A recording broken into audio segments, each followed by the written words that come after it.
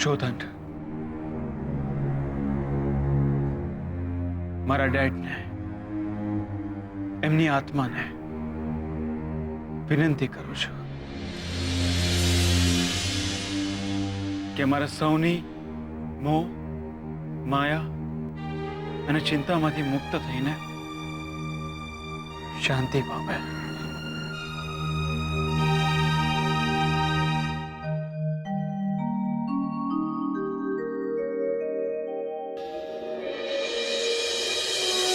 હું મારા મોમ, દાદુ, દાદી સૌની જિંદગીભર દેખભાળ કરીશ. ખૂબ જતનથી મારી બધી જ જવાબદારીઓને પૂરી કરીશ. મારો ધર્મ, મારા કર્મો હું પરિવારને સુખ પૂરતા સીમિત રાખીશ. જન્મથી, કર્મથી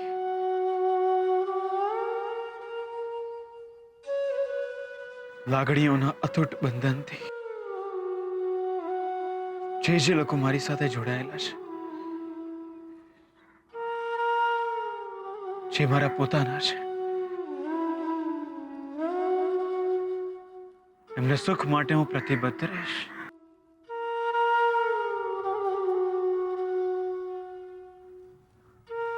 ઓમ શાંતિ, શાંતિ, શાંતિ. ખૂબ શોધવા છતાંય આજે 8 મુખી રુદ્રાક્ષ મળ્યા નહીં. જો મળ્યા હોત ને તો બહુ શુભ ગણાત.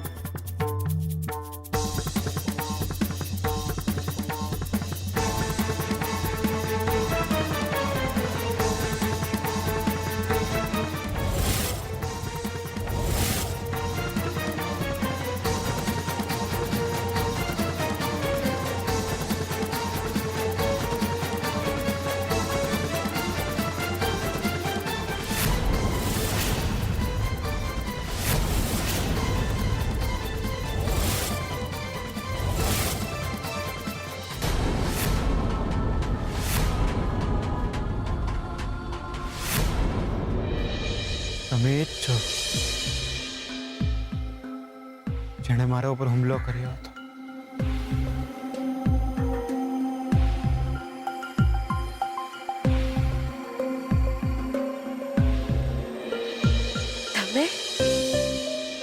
શું કરો છો? તમે આટલા દૂર અહીંયા મંદિરમાં? તમે બંને આમને ઓળખો છો?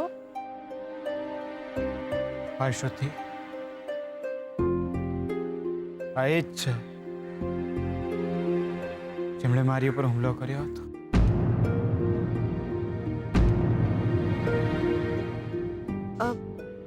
એમની એક દીકરી હતી જે ગુજરી ગઈ છે, એટલે બિચારાની આવી હાલત થઈ છે. તમે એમને માફ કરી દેજો. સમજી શકું છું. અમે જ્યારે અહીંયા આવવા નીકળ્યા ને ત્યારે આમને મળ્યા હતા. ત્યારે ખબર છે અમને શું કર્યું? દિયોર, અમને જેવી ખબર પડી કે અમે કોઈના પિંડદાન માટે જઈ રહ્યા છીએ, આમણે અમને ચોખાનો લોટ, શ્રીફળ, ફૂલો, પૂજાપાનો સામાન આલ્યો.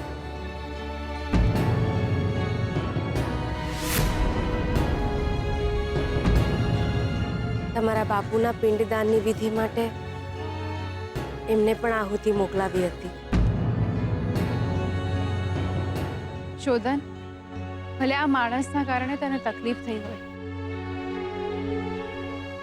પણ આમને માફ કરી દે. મને લાગે છે કે તારા ડેડની આ વિધિમાં આમનું કોઈ ઋણ જોડાયેલું હશે.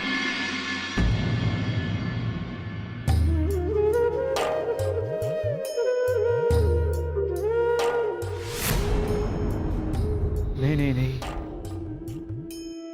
તમે હાથ નહીં જોડો.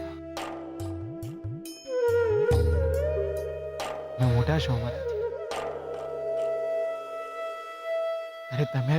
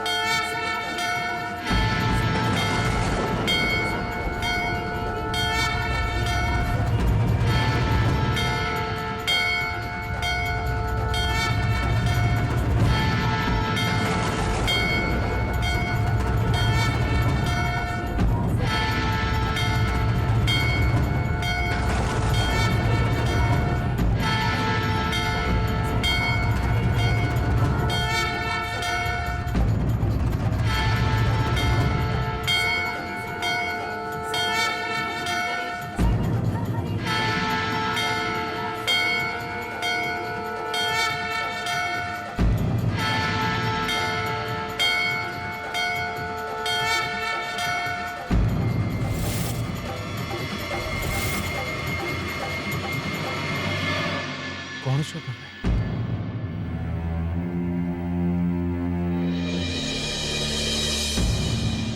મને કેમ એવું લાગે છે કે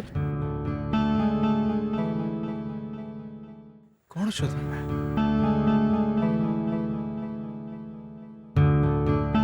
એમને કંઈ જ યાદ નથી. ના એમનું નામ, ના સરનામું, કશું જ યાદ નથી એમને. અમે બહુ પૂછવાનો પ્રયત્ન કર્યો, પણ એમને તો એમનું નામ બી યાદ નહીં. બસ એમની દીકરીનું નામ યાદ છે.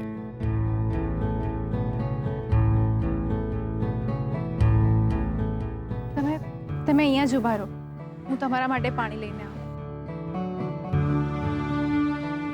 ભૂખ લાગી છે તમને?